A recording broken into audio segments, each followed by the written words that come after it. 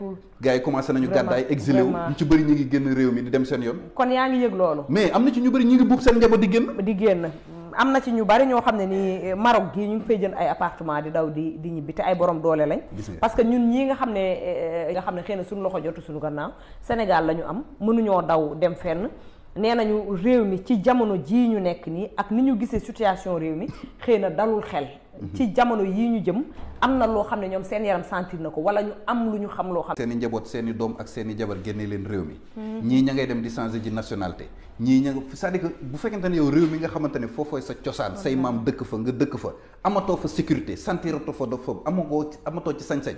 parce que ragal nga ñu violer say doom mooy. au même moment ñu tey yat bi di la dóor di xañ li la teg ay injustice kenn du wax yow mi koy dund nag boo jógee te da ngay riposter wala da ngay yuux wala da ngay wax ñu ne yaay yooyu yaay dañ lay yedd moo tax wax dëgg yàlla ku war a wax war ngaa wax balaa yëf yi di ëpp après maanaam sa famille say jege ñaale ñoom ñëpp dañuy nekk en danger ñoom ñëpp dañuy nekk en danger donc réew mi ñiy wax yaakaar ne dañoo rëcc nañu jàpp ne rëccuñu personnel tout le monde est en sursis ñëpp a ngi en sursis muy ñi bokk ci pouvoir bi ak ñi féete feneen mais xoolal